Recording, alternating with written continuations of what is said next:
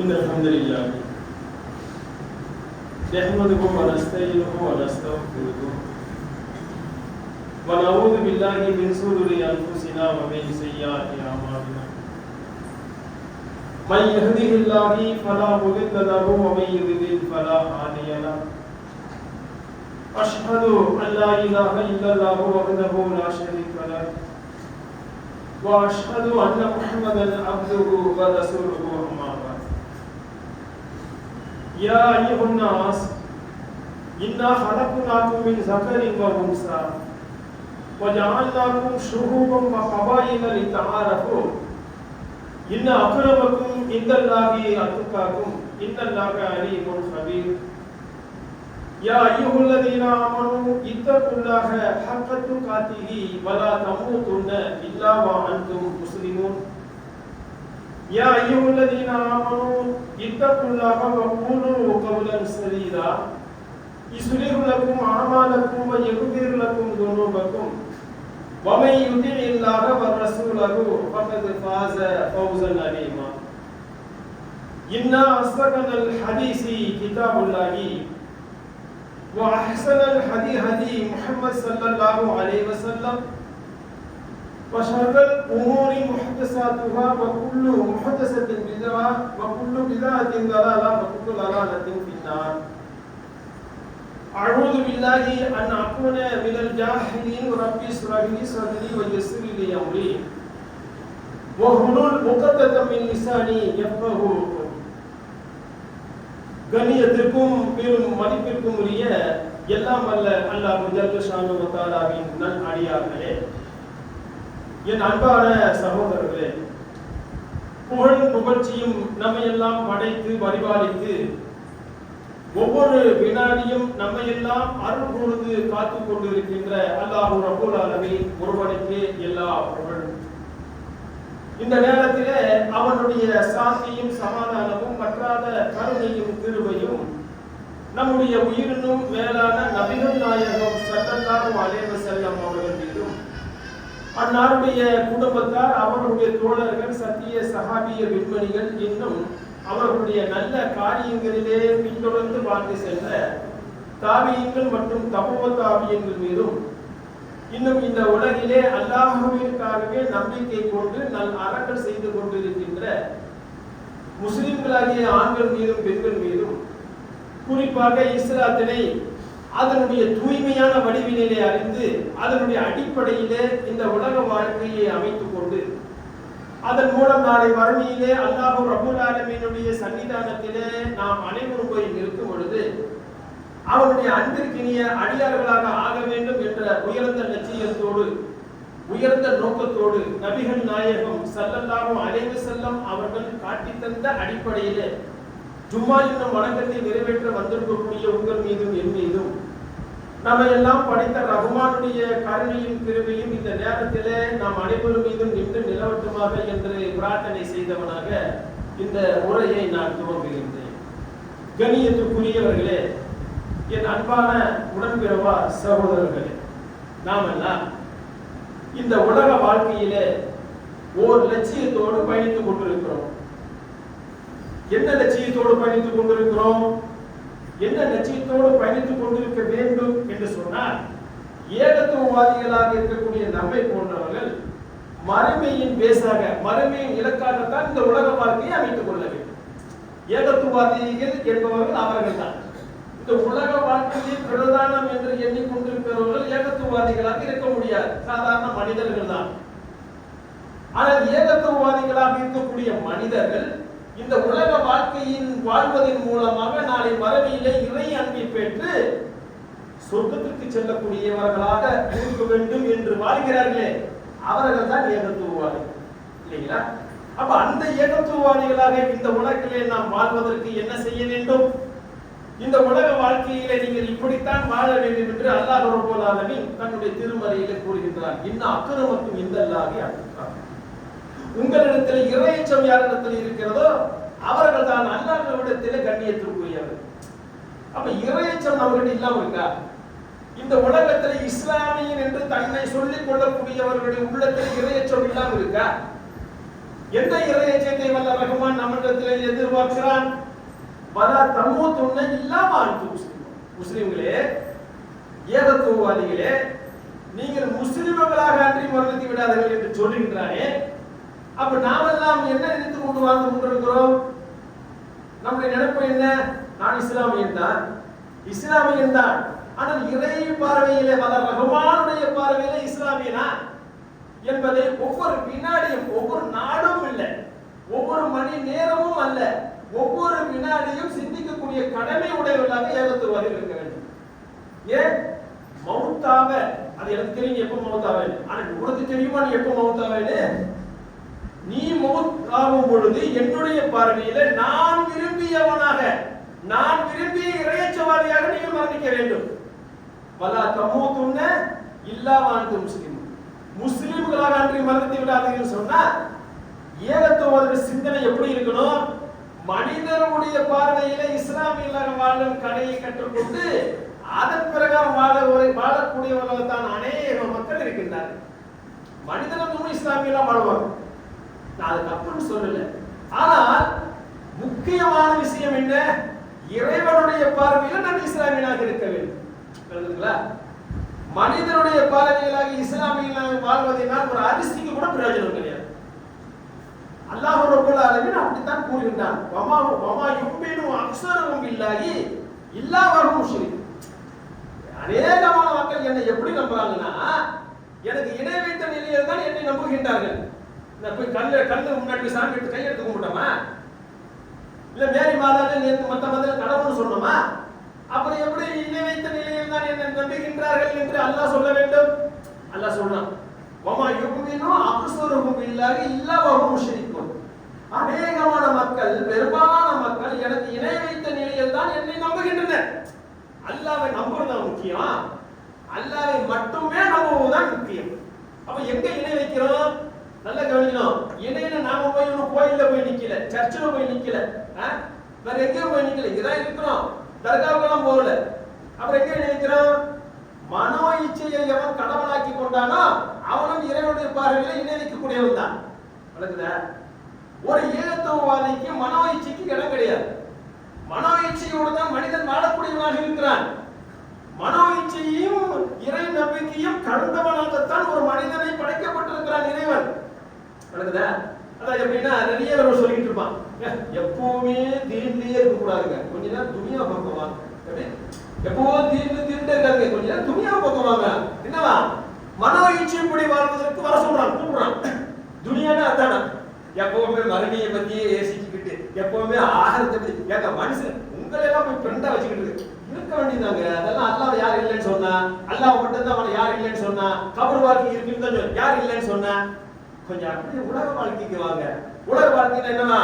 அப்படியே அடுத்தவங்களை பத்தி புறம் பேசுறது, எப்படி கண்ணை கொண்டு தப்பு தப்பா பாக்குறது, தப்பு தப்பா கேட்கறது, தப்பு தப்பா பேசுறது, அப்புறம் பாவ மன்னிப்பு கேட்கறது. இதுவா? பாவ மன்னிப்புங்கிறது என்னன்னு வளர்ந்த உங்களுக்கு தெரிஞ்சு செய்வதற்கு பாவ மன்னிப்பா அல்லது அறியாமல் செய்வதற்கு பாவ மன்னிப்பா? அறியாம செஞ்சிட்டோம், தாமதமின்றி யார் தன்னுடைய இறைவனிடத்துல அப்படின்னு தெரிஞ்சு போச்சு. ஒரு மனிதனுடைய மனசை நோவடிச்சிட்டோம், அது எனக்கு தெரிஞ்சு போச்சு, ரொம்ப வருத்தப்படுறாரு, யாரெல்லாம் என்ன மன்னிச்சு அவங்க கிட்ட போய் மன்னிப்புங்க. யாருகிட்ட? அவன் மனசு நோந்துருச்சுன்னு உனக்கு தெரியுதுல்ல, அவன்கிட்ட போய் மன்னிச்சுடுங்க. நான் இனிமேல் உங்ககிட்ட அப்படியெல்லாம் பேச மாட்டேன், என்ன மன்னிச்சிருங்க. அவர்கிட்ட மன்னிப்பு கேட்டுட்டு போய் என்ன செய்யணும்? அல்லாஹ் இடத்துல மன்னிப்பு கேட்கணும். நான் ஒரு தவறு செஞ்சுட்டேன், எனக்கு தெரியுது, நான் என்ன செய்யணும்? தாமதமின்றி மன்னிப்பு கேட்கணும். மனுஷ புத்தி அதுதாங்க. மனுஷனுடைய குணமே என்ன தெரியுங்களா? அது இறைவனிடத்துல மட்டும்தான் தள்ளி வைக்கிறான். மனிதனுடைய நிலை நல்லாவே தெரியும். நீங்க போய்கிட்டே இருக்கிறீங்க, ஒருத்தர் மேல இடிச்சிட்டீங்க, நீங்க என்ன செய்வீங்க? இடிச்சிட்டு போயிட்டே இருக்கீங்களா? என்ன செய்வீங்க? சார் சகோதரர் மன்னிச்சுக்கோங்க, தெரியாம சொல்றீங்க. தாமதமின்றி பாவம் மன்னிப்பு கேட்கக்கூடிய பழக்கம் உலக மக்களுடைய பார்வையில் இருக்குது, உலக மக்களிடத்துல இருக்குது, படித்த ரகமான இடத்துல இல்லை. அது அப்புறம் ஜும்மாவுக்கு போய் கேட்டுக்கலாம். மக்கள் துருகி போன நான் நினைச்சு எதையெல்லாம் நினைச்சு செஞ்சனும் அதையெல்லாம் நினைச்சு நான் அல்லா இடத்துல பாவம் மன்னிப்பு கேட்டிருக்கேன். அது இருந்து மனிதர்கள் விஷயத்துல உடனே உனக்கு தப்புன்னு தெரிஞ்சா பாவ மன்னிப்பு கேட்டு தெரியுது. படித்த ரகமானுடைய விஷயத்துல மட்டும் தொழுகைக்கு போய் மன்னிப்பா? அது வரைக்கும் உயிரோடு இருப்பீங்களா? அது வரைக்கும் நம்ம உயிரோட இருக்கிற நிச்சயம் இருக்கா? கேரண்டியே இல்லாத ஒரு பொருள்னா மனிதன் தான். மற்ற எல்லா பொருளுக்கும் கேரண்டி கொடுக்கலாம். இது 6 மாசம் வருங்க, பேட்டரிக்கு 6 மாசம், போனுக்கு 1 வருஷம், இப்படி கேரண்டி வாரண்டி கொடுக்கலாம். அது மனிதனுக்கு கொடுக்க முடியுமா? ஏன் இதை சொல்றேன்? ஏகத்துவவாதியுடைய சிந்தனை 24 மணி நேரமும் என் இறைவன் என்னை கண்காணித்துக் கொண்டிருக்கிறான் என்ற சிந்தனையிலே இருக்கும் பொழுது என்னை பார்க்கணும், என்னை கண்காணிச்சுக்கிட்டு இருக்கான் என்கிற அந்த தாட் அந்த உள்ளத்துல முழுவதும் வந்துருச்சுன்னா, இறை விஷயத்தில் உள்ள பாவங்கள் இருக்குல்ல, அது செய்துவிட்டோம் என்று சொன்னால் உடனே மன்னிப்பு கேட்போம். மனிதனுடைய விஷயத்துல தப்பு பண்ணிட்டா உடனே மன்னிப்பு கேட்கிற மாதிரி இறைவனுடைய விஷயத்துல தவறு செய்து விட்டோமா, இறைவனுக்கு பிடிக்காததை பார்த்து விட்டோமா, இறைவனுக்கு பிடிக்காததை கேட்டு விட்டோமா, இறைவனுக்கு பிடிக்காததை பேசி விட்டோமா, உடனே என்ன செய்யணும்? இறைவா, ஷைத்தான் எடுத்துறான், நான் இனிமேல் என்ன செய்ய மாட்டேன், இந்த தவறை நான் செய்ய மாட்டேன். தெரியாம செய்வதற்கு பேர் தான் தப்பு. தெரிஞ்சு செய்வது பார்த்தா விளக்குறவருக்கு தெரிஞ்சு செய்யறோம் எவ்வளவு ஈமான்தாரியா இருப்பான். மனிதன்னா மனிதனுக்கு இறைவனுக்கு பிடிக்காத காரியங்களை செய்யக்கூடிய பழக்கம் இருக்கும் இல்லையா? அது தவறு என்று தெரிந்து உடனேயே என்ன செய்யணும்? பாவ மன்னிப்பு கேட்கக்கூடிய பழக்கம் உடையவர்களாக யார் இருக்கின்றார்களோ அவர்கள் தான் இறை பார்வையில இறைச்ச முடியவர். இன்னும் அக்ரமக்கும் இந்தல்லாகி அத்துக்கா, உங்களிடத்தில் இறையச்சம் யாரிடத்தில் இருக்கிறதோ அவர்கள் தான் அல்லாஹ்விடத்தில் கண்ணியத்திற்குரியவர்கள். இப்ப நாம பெரும்பாலான மனிதனுடைய பார்வையில கண்ணியத்திற்குரியவர்களாக வாழும் கலையை கற்றுக்கொண்டோமே தவிர படித்த ரஹ்மானுடைய பார்வையில இறையச்சவாதிகளாக வாழக்கூடிய கலையை கற்றுக்கொண்டோமா? பெற்றவங்க எல்லாம் சொல்றாங்க, 4 பேர் என்ன நினைப்பாங்க? நம்ம பிள்ளையிடத்தில் அறிவுரை சொல்லுவோம், நம்முடைய மகளிடத்தில் அறிவுரை சொல்லுவோம். அவர்கள் ஏதாவது தவறு செய்து விட்டால் என்ன சொல்லுவோம்? ஒழுங்கா துணியை போடு, ட்ரெஸ் சரியா போடு, பேச்ச ஒழுங்கா பேசு. 4 பேர் பார்த்தா நம்ம என்ன நினைப்பாங்க? இந்த 4 பேர் பார்த்தா என்ன நினைப்பாங்க, 4 பேர் பார்த்தா என்ன நினைப்பாங்கன்னு இந்த 4 பேருக்காக வாழும் கலையை கற்றுக்கொண்டோமே தவிர அந்த 4 பேரையும் படைத்தானே வல்ல ரஹ்மான் அவனுடைய பார்வையில ஒரு இறையச்சவாதியாக வாழும் கலையை கற்றுக்கொண்டவர்களாக அநேக மக்கள் இருக்கின்றார்களா? விளங்குதா? உங்களுக்கு அப்ப என்னன்னா, இறைவன் என்னை பார்க்கின்றான் என்ற சிந்தனையோடு யார் வாழ்கின்றார்களோ அவருடைய அனைத்து செயலும் தூய்மையானதாக இருக்கும். தூய்மையா அது எந்த விதமான கலப்படமும் இருக்காது. ஆரம்பர மனசோட செய்ய மாட்டாங்க. ஏன்? எதுக்கு ஆரம்பர மனசோட செய்யணும்? இறைவனுக்காக நான் செய்கின்றேன் என்று வந்துவிட்டால் அனைத்து செயல்களும் தூய்மையாகவே இருக்கும். விளக்குதா உங்களுக்கு? அப்ப தூய்மையாக இருக்கக்கூடியவர்களாக, தூய்மையாக வாழக்கூடியவர்களாக யார் இருக்கின்றார்களோ அது அபுலகல் மூமின். தூய்மையாக வாழ்பவர்கள் வெற்றி பெற்று விட்டார்கள் என்று அல்லாஹ் ரப்பல் ஆலமீன் சொல்லுகிறார். அப்ப தூய்மையாக வாழ்வதுல என்ன? சுத்தமா துணியால சோப்பெல்லாம் போட்டு தோச்சு சுத்தமான சட்டை போட்டுட்டு இந்த தூய்மையா? உடம்பு தூய்மையா? உடல் தூய்மை. இறைவன் என்னை பார்க்கின்றான் என்ற சிந்தனையோடு தனது பிள்ளையா இருக்கட்டும், தனது மனைவியா இருக்கட்டும், தனது தாய் தந்தையாக இருக்கட்டும், தனது அண்டை வீட்டாராக இருக்கட்டும், வண்ணாசி அஜ்மாய் இந்த உலகத்திற்கு கூடிய அனைத்து மனிதர்களிலுமே நாம் செய்யக்கூடிய செயல் இருக்கு இல்லையா, அது அவர்களுக்கு திருப்திகரமா இருக்கு.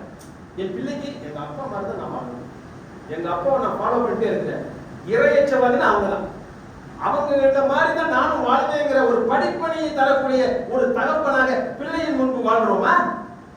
விளக்குதா? என்ன நீ பார்க்காத சோம்பேறித்தனமான வார்த்தையை தயவு செய்து பிள்ளை இடத்துல சொல்லாரு. என் காலமெல்லாம் முடிஞ்சு போச்சு, என் வாழ்க்கையெல்லாம் பார்க்காது சரியா அப்படின்ட்டு அவன் முன்னாடியே தம்மடிக்கிறது. அவன் என்ன நினைப்பான்? நம்ம நம்புவானா?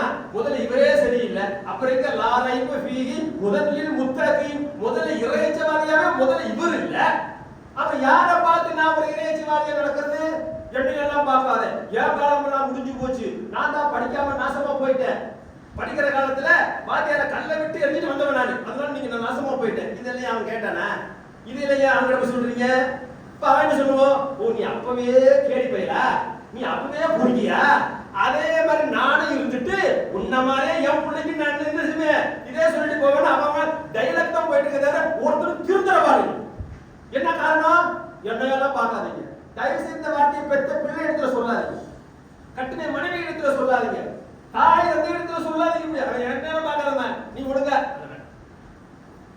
பிள்ளைகிட்ட சொல்லுங்க, மகனே என்ன பாரு, இறைவனுடைய விஷயத்தில் நான் ஏதாவது தவறாக நடக்கிறேன் என்று நீ உணர்ந்தால் உடனே என்னை சுட்டி காட்டுப்பா. வா, நான் திருத்திக் கொள்கின்றேன், நானும் மனிதன் தான், இறை அன்பை பெறுவதற்காக நானும் முயற்சி கொண்டே இருக்கிறேன், திருக்குர்ஆனை தினந்தோறும் படித்துக் கொண்டே இருக்கிறேன், தர்ஜுமாவை படிக்கின்றேன், இயன்றவரை வாக்குறுதியை பெறுகின்றேன், என்னுடைய மொபைலை பார்ப்பா, பிள்ளைகிட்ட மொபைல் போன் வாங்கவே முடியல, வாங்கினா கூட பாஸ்வேர்ட் போட்டு கேட்க வேண்டியதா இருக்குது. ஏன் 1008 போட்டு வச்சுக்கிறான், நம்ம தெரியவே மாட்டேங்குது. அப்பா ஓபன் பண்ணி பார்த்த கூடாதா? அப்பா ஓபன் பண்ணி பார்த்த கூடாதா? ஏன் பார்த்தா என்னமா இருக்குல்ல? அதனால இப்படி ஏன் பெற்றவர்கள் மீது பிள்ளைகளுக்கு எந்த நம்பிக்கையும் கிடையாது. என்னுடைய தந்தை அவரை கோடிட்டால் நான் அதை விட்டு தாண்ட மாட்டேன். ஏன்? இறைவனை அஞ்சக்கூடிய இடத்தில் முதல் இடத்தில் இருக்கின்றார். நான் பார்க்கின்றவரை அவர் எனக்கு முன்னாடி எப்படின்னு தெரியாது. நான் விவரம் தெரிந்து என் தன்னையை பார்க்கும் பொழுது ஒரு இறையச்சவாதியாக வாழ்வதைத்தான் நான் பார்த்தேன். பிறருடைய சொத்துக்கு அவர் ஆசைப்பட்டதை நான் பார்த்ததில்லை, தவறான பார்வையை பார்த்ததில்லை, தவறாக என்னிடத்தில் பேசியது கூட நான் பார்த்ததில்லை. இறைவனை அஞ்சுகின்ற விதத்தில் நான் பார்த்திருக்கிறேன். அது போன்றுதான் நானும் இறைவனை அஞ்சக்கூடியவனாக மாறுவேன் என்ற சிந்தனை பிள்ளைகளிடத்திலே ஊட்டிவிடக்கூடிய கடமை பெற்றவர்களுக்கு இருக்கிறது. ஆனால் அதை நாம் ஊட்டி விடுகின்றோமா? என்னையெல்லாம் பார்க்காது, எங்க காலமெல்லாம் போயிடுச்சு, அப்படி இருந்து உயிரோடு இருக்கிற போய் சேர வேண்டியதானே, இருந்துகிட்டே ஏன் உயிர் எடுத்துக்கிட்டு இருக்க? பிள்ளைகளிடத்தில் முன்மாதிரியாக நடக்கக்கூடியவர் தான் ஒரு இறை பார்வையில ஒரு ஏகத்துவம். விளங்குதா? எதற்கு பிள்ளைகளிடத்தில் நான் உறுதியாக, நல்லவனாக, நியாயமானவனாக, தூய்மையானவனாக, பிள்ளையின் முன்பு, மனைவியின் முன்பு, அண்டை வீட்டார் முன்பு, வண்ணாசி அஜ்மாய், இந்த உலகத்தில் கூடிய அனைத்து மனிதனுக்கு முன்பாக ஏன் நான் தூய்மையாக வாழ வேண்டும்? அவங்க திருந்துவாங்கன்னா, அவங்க திருந்தா என்ன, திருந்தாட்டி என்ன? உங்க புள்ள திருந்தா திருந்தாட்டி என்ன? உங்க மனைவி உங்க பேச்சு கேட்டா என்ன, கேட்காம போனா என்ன? அதை பத்தி நம்ம கவலை. நீங்கள் எதை கூறுகின்றீர்களோ அதன் அடிப்படையில் வாழ்ந்து விட்டு சொல்லிவிட்டு போயிட்டே இருங்க. நூஹு நபி, லூத்து நபி நல்லடியார்கள் தானே, அவர்கள் இருவருக்கும் மனைவிகளாக இருந்தார்கள். அந்த மனைவிகள் அந்த இறை நல்லடியார்களுக்கு மாறு செய்தவர்களாக தான் வாழ்ந்தாங்க. ஆனால் 2 நல்லடியார்களும் தனது மனைவிக்கு அறிவுரை சொல்லாம இருந்தாங்களா? நூஹு நபி தன்னுடைய பிள்ளைக்கு அறிவுரை சொல்லாம இருந்தாங்களா? பிள்ளை கேட்கல, அவங்க மனைவி கேட்கல, அதை பத்தி நமக்கு கவலை இல்லை என்று அந்த நல்லடியார்கள் தன் இறைவனுக்கு அஞ்சி இதன் பிரகாரம் வாழுங்கள் என்று கூறிக்கொண்டே வாழ்ந்து கொண்டே இருந்தார்கள். இறுதியில் யார் ஜெயித்தார்கள்? இறை நல்லடியாராக இருக்கக்கூடிய அந்த நபிமார்கள் ஜெயித்தார்கள். வாழ்க்கை அதுதானுங்க. அதனால நீங்க கவலைப்படாதீங்க. இந்த பிள்ளை நமக்கு பிள்ளையா? இந்த பிள்ளை நாளை மறுமையில பிள்ளையா? இல்ல, நல்லா சொல்றோம், ஓடி போயிடுவாங்க. உன் மனைவி, உன் குழந்தை, உங்க அம்மா அப்பா எல்லாம் உங்களை விட்டு அந்த நாளில் ஓடி விடுவார்கள். அந்த நாளில் உங்களுடைய உறவுகள் அனைத்தும் உங்களை விட்டு ஓடிவிடும் என்று அல்லாஹ் கூறுகின்றார். அல்லாஹ்வுடைய வார்த்தை உண்மை. இந்த மனைவிக்கு ஏப்ப ஜும்மாவுக்கு லேட்டா வர, இமாம் உரை நிகழ்த்த ஆரம்பித்து விட்டார், ஜும்மாவுடைய நன்மை கிடைக்காதே. இன்னைக்கு தான் கேட்கிறோமா? இப்பதான் முதல்ல நான் சொல்றது கேட்கிறீங்களா? ஜும்மா மெம்பர்களை எடுத்துட்டால் வந்து கொண்டே தான் இருக்கிறோம், வந்து கொண்டே தான் இருக்கின்றார்கள். என்ன காரணம்? உலகம் தான். மனைவிக்காக, பிள்ளைக்காக. அப்பதான் ஒரு கஸ்டமர் வந்தான், அப்பதான் ஒருத்தன் வந்தான். யாருக்கு? ஏன் என்ன கவலை உனக்கு? அல்லாஹ்வுடைய வார்த்தையில் உங்களுக்கு நம்பிக்கை இல்லையா? ஜும்மாவுக்காக அழைக்கப்பட்டு விட்டால் உங்களுடைய வியாபாரங்களை நிறுத்தி விடுங்கள், வியாபாரத்தை நிறுத்தி விடுங்கள், தொழுகைக்கு விரைந்து வாருங்கள். தொழுகையும் அல்லாஹ்வை நம்புற கூட்டம், அல்லாஹ்வை நம்புற கூட்டம். அல்லாஹ் சொல்றான், வாங்க சொல்லியதுன்னு உள்ள வந்து வியாபாரத்துக்கு ஓடி வந்து தொழில், அந்த சொற்பொழிவை கேளு, தொழுது முடிச்சுட்டு போறா, நீ பூமியில் பறந்து திரிந்து வியாபாரத்தை உன்னுடைய விஷயத்தை தேடும்போது என்னை நினைச்சுக்கிட்டே தேடுகிறான். அல்லாஹ் நினைச்சுக்கிட்டே தேடும்போது என்ன கிடைக்கும்? ஹராமான முறையில சம்பாதிப்போமா? அல்லாஹ் நினைக்க சொல்றான். அல்லாஹ்வுடைய வார்த்தை உண்மை என்று கூறுகின்றோம். ஆனால் மனோ இச்சைப்படி கொஞ்சம் கேட்டுக்கிட்டு அல்லாஹ்வுடைய பேச்சை கேட்டுக்கிட்டு வாழ்றமே, இதுதான் 2 கடவுள்கள் என்று சொல்லுவது. மன இச்சை ஒரு கடவுள், அல்லாஹ்வுடைய வார்த்தை ஒரு. எப்படி ஏகத்துவவாதிக்கு இந்த புத்தி வரும்? இந்த சிந்தனை எப்படி வரும்? நபிகள் நாயகம் ஸல்லல்லாஹு அலைஹி வஸல்லம் அவர்கள் இரவும் பகலும் இது போன்ற செய்திகளை சீக்கிரமா வாங்க வெள்ளிக்கிழமை என்று ஏன் சொல்லணும்? அதெல்லாம் சீக்கிரமா போறாங்கல்ல அவங்களுக்கு. நாங்க எப்பவுமே என்ன செய்வோம்? நாங்க எப்பவுமே நாங்க தான் அப்படின்னா நீங்க தான் மறுமையில் இறைவனுக்கு மார்க்கத்தை சொல்லிக் கொடுக்கக்கூடிய மனிதர்களாக பெரும்பாலும் இறைவனுக்கே மார்க்கத்தை சொல்லிக் கொடுக்கிறார். அப்படிப்பட்டவர்கள் இறை பார்வையில இறையச்சவாதிகளாக இருக்க முடியுமா? இறை பார்வையில நாம் எல்லாம் இறையச்சவாதிகளாக இருக்கும். தயவு செய்து மனிதனுடைய பார்வையில இறையச்சவாதிகளாக வாழும் கலையை கற்றுக்கொள்வதை விட்டுவிட்டு இறைவனுடைய பார்வையில இறையச்சவாதிகளாக வர வேண்டும். இறைவன் என்னை பார்த்துக் கொண்டிருக்கிறான், அவனுக்காக நான் எதையும் செய்வேன். நான் அப்படி செய்து கொண்டிருக்கும் பொழுது நான் மறந்து விட்டால் நேராக இறை அன்பை பெற்றவனாக சொர்க்கத்திற்கு செல்வேன் என்ற சிந்தனை ஏகத்துவவாதிக்கு வர வேண்டும். அப்படி யார் வாழ்ந்து கொண்டிருக்கிறார்களோ, அந்த வாழ்க்கையை வாழ்ந்து கொண்டே இருக்கிற நிலையில் யார் மரணிக்கிறார்களோ அவர்கள் தான் இறை பார்வையில் இஸ்லாமியர்கள், இறை பார்வையில் ஏகத்துவவாதிகள். அந்த ஏகத்துவவாதிகளாகத்தான் இந்த உலகத்திலே நாம் வாழ வேண்டும். அன்பான சகோதரர்களே, அதுக்கு நம்ம என்ன செய்யணும்? இந்த உலகத்துல இருக்கக்கூடிய எல்லா மனிதனுடைய பார்வையில் சிந்தனை எல்லாம் வேறமா இருக்கு. இறைவனை வளர்க்கக்கூடிய ஸ்டைல் எல்லாம் வேறமா இருக்கு. என்ன காரணம்? இந்த உலகத்துல மன இச்சை ஒன்றுதான் அவன் முன்னாடி இருக்கிறது, அப்புறம் தான் இறையச்சம் பின்னாடி இருக்கு. இறையச்சத்தை பின்னாடி வைத்துக் கொண்டு மனோ இச்சையை என்ன செய்யறாங்க? முன்னாடி வைத்துக் கொண்ட நிலையில் தான் இந்த உலக வாழ்க்கையில பெரும்பாலான மனிதர்கள் வாழ்ந்து கொண்டிருக்கிறார்கள். அதற்கு மத்தியிலே ஏகத்துவவாதிகளாக வாழக்கூடியவர்களுடைய சிந்தனை இறை கட்டளை, இறை தூதருடைய வழிகாட்டுதல், இந்த இரண்டும் தான் என்னை நாளை மறுமையிலே மேன்மைப்படுத்தும் என்ற சிந்தனையோடு யார் வாழ்கின்றார்களோ அவர்கள் தான் இறை பார்வையிலே ஒரு இஸ்லாமியர்கள், இறை பார்வையிலே ஒரு முஸ்லிம்கள். அந்த முஸ்லிம்களாக வாழ்ந்து கொண்டிருக்கிற நிலையிலே யார் மரணிக்கிறார்களோ அவர்கள் தான் இறை பார்வையிலே இறையச்சவாதிகள், இறை பார்வையிலே கண்ணியத்திற்குரியவர்கள். அப்படிப்பட்ட கண்ணியத்திற்குரிய இஸ்லாமியர்களாக ஏகத்துவவாதிகளாக இந்த உலகத்திலே வாழ்ந்து நாளை மறுமையிலே இறை அன்பை பெறுவதற்கு ரஹ்மான் அருள் புரிய வேண்டும் என்று கூறி எனது முதல் உரைக்கு நிறைவு செய்கிறேன்.